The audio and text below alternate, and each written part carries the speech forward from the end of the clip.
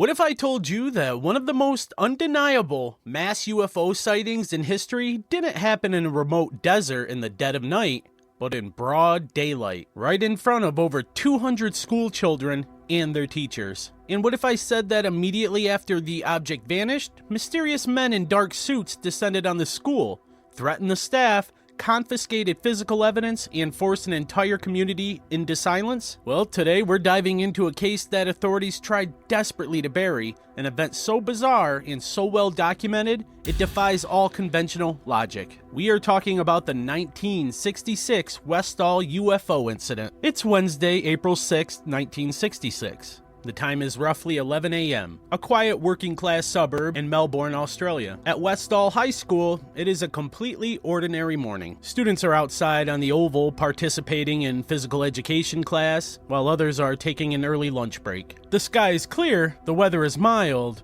and there is absolutely nothing out of the ordinary until the sky changes. Students looking up notice something moving silently through the air. It isn't a plane, and it isn't a helicopter, and it sure as hell isn't a weather balloon. According to over 200 separate witnesses, both students and faculty, what they saw was a massive silver saucer-shaped craft. Witnesses described it as being about the size of 2 family cars with a slight purple hue glowing around its edges. The object wasn't just drifting, it was moving with incredible purpose. It darted through the sky with a sort of erratic, physics-defying agility. It would hover completely motionless, then suddenly drop at a terrifying speed, only to stop on a dime and shoot back up. It made absolutely zero sound. No engine noise, no sonic boom, nothing. Just a silent silver anomaly dominating their sky. A science teacher named Andrew Greenwood was inside the school when a panicked student ran in, begging him to come outside. Greenwood, a skeptical man of science, assumed it was a prank or a misunderstanding, but when he stepped onto the field, he saw the silver craft for himself. He watched as 5 private airplanes approached the object, but this wasn't an interception. The planes seemed to be playing a dangerous game of cat and mouse. Every time the planes got close, the silver disc would effortlessly dart away, moving at speeds and angles that no human aircraft in 1966 was capable of achieving. Greenwood later described the object as a classic flying saucer, completely metallic and reflecting the bright morning sun. Then, the craft descended. It dropped down behind a line of pine trees in an area right next to the school known as the Grange Reserve. The oval erupted into chaos. Hundreds of kids completely ignored their teacher's orders and sprinted towards the fence, climbing over it and running into the reserve to see where this massive object had landed. When the students reached the clearing, the craft was resting on the grass. Some kids reported getting incredibly close to it. One student,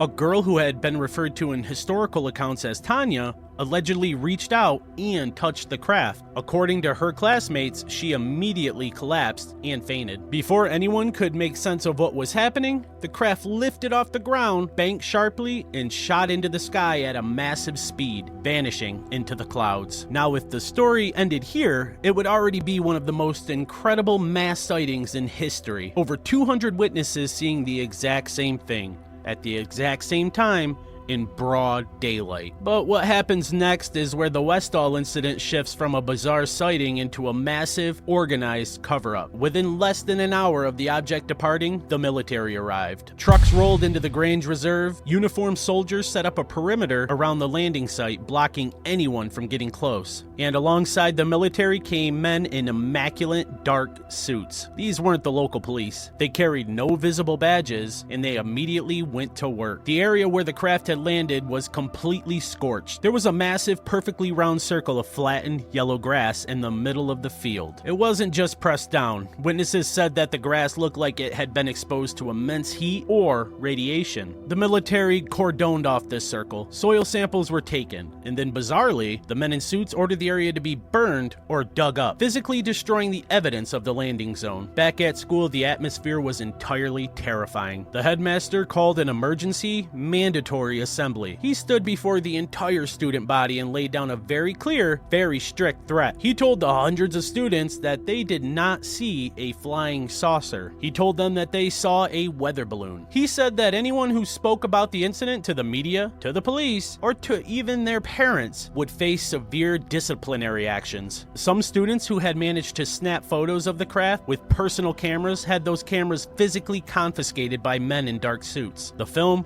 was never returned. The science teacher, Andrew Greenwood, who had watched the whole thing with his own eyes, received a knock on his door a few days later. Two men arrived in suits at his house. They didn't ask for an interview, they issued a warning. They told Greenwood that under the Official Secrets Act, if he ever spoke about what he saw at Westall High School, he would lose his job. They went a step further, heavily implying that if he went to the press, they would make sure that he was publicly discredited and ruined. Greenwood, fearing for his livelihood, stayed entirely silent for decades. And what about Tanya? Remember the girl who fainted near the craft? This is where the story takes a very dark turn. According to numerous students who were there that day, after Tanya collapsed, she was placed into an ambulance. And that was the last time that any of her friends saw her again. She never returned to school. Her family reportedly moved away shortly after. Whenever the students had asked the teachers what happened to her, they were met with complete silence and told to drop the subject immediately. Tanya just vanished from the community. The local news did their best to try to cover the story. There was a brief segment on a Melbourne television station that evening featuring interviews and ecstatic students describing the silver saucer. But mysteriously, the original tape of that broadcast vanished from the station's archives. It is completely gone. Channel 9 in Australia, which ran the story, claims the footage was either lost or removed, but researchers have never been able to locate a single frame of it. A major Australian newspaper, the Dandenong Journal, ran a front-page story on the sighting, but the national press completely ignored it. The story was aggressively contained. So what exactly did over 200 people see that day? The official explanations are laughably weak. The most common theory pushed by authorities was that the object was a high-altitude target balloon used for radiation testing. But let's look at the facts. Target balloons do not fly against the wind. They do not drop from the sky, hover silently, and then shoot upwards at impossible speeds. They do not dodge incoming aircraft, and they certainly do not leave a massive scorched circle of flattened grass. Furthermore, over 200 people, including adults, know what a balloon looks like. They were adamant that this was a solid, metallic, structured craft.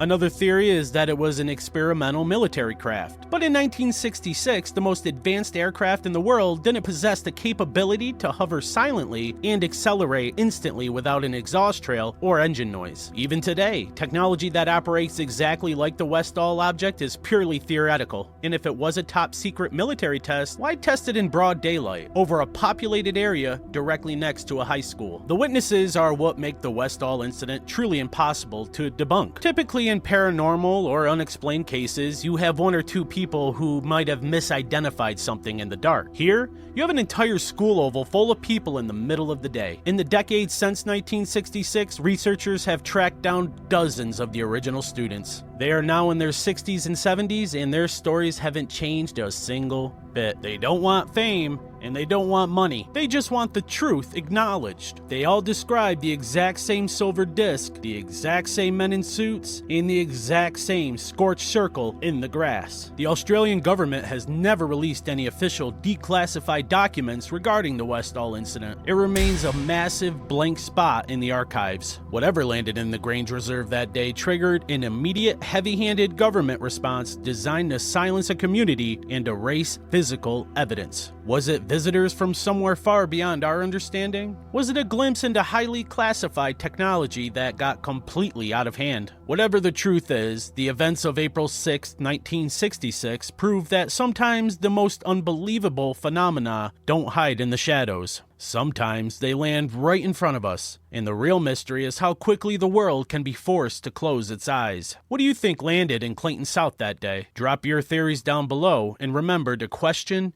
everything.